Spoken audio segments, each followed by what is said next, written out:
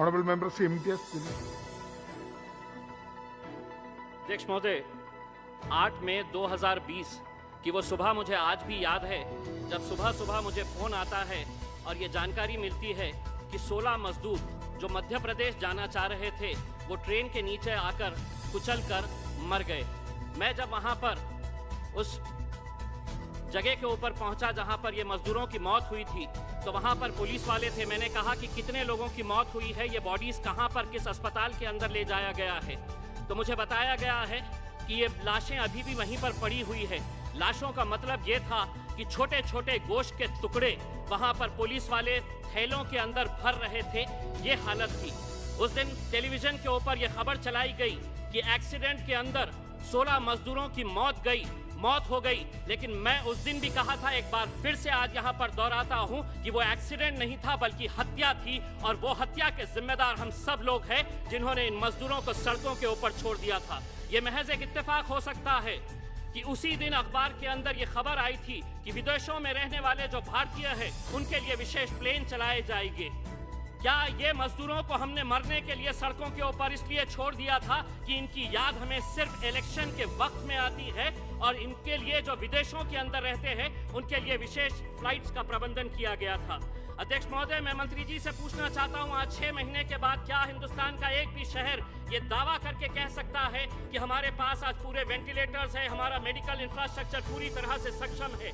आज भी मंत्री जी, जिस शहर के अंदर वेंटिलेटर्स है, जिस हॉस्पिटल के अंदर वेंटिलेटर्स है, वहां पर डॉक्टर्स नहीं। जहां डॉक्टर्स है तो वहां ऑक्सीजन नहीं, और जहां पर वेंटिलेटर्स भी है, ऑक्सीजन भी है, डॉक्टर्स भी है, तो वहां पर बेड्स अवेलेबल नहीं है। जब हमने आपसे वेंटिलेटर्स के बारे में पूछा तो आपने कहा कि नहीं, थाली बजा लो। जब हमने आपसे पूछा कि डॉक्टर्स नहीं है, ऑक्सीजन नहीं है, तो आपने कहा कि दिया जला लो, अंधेरा कर लो।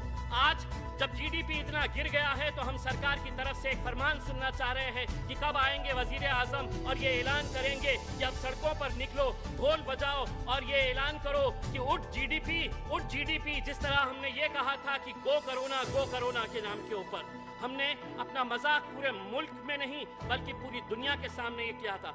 आज चाइना के अंदर इस बीमारी का जन्म हुआ, इटली, ब्राजील, स्पेन के अंदर ये पली बड़ी।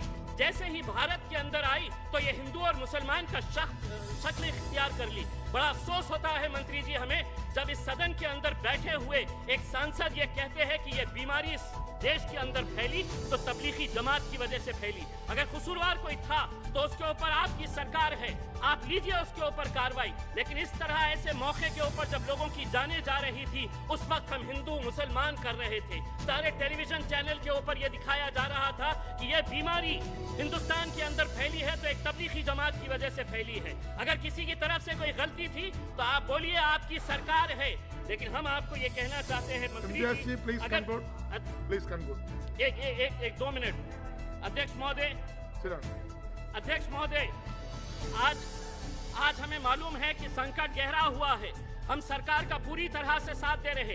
ऐसा नहीं है कि हम विपक्ष के अंदर है तो हम हर चीज की आलोचना कर रहे हैं। आपने मेहनत किए है, कोशिश किए है, लेकिन जिस तरह के जो फैसले लिए जा रहे थे ऐसा लग रहा नहीं था कि ये मुल्क के अंदर लोकतंत्र है बल्कि तानाशाही है कि 4 घंटे पहले आ जाओ, कह दो कि 4 घंटे के बाद देश बंद हो जाएगा, और देश बंद कर दिया गया है। आज अगर यही हालत रही तो अध्यक्ष महोदय 30 सेकंड सिर्फ, आज यही हालत रहा तो देश इस मुल्क के वजीर आजम को देखकर यही कहेंगे कि आखिर हम बोले तो बोले क्या, करे तो करे क्या। वाह मोदी जी वाह।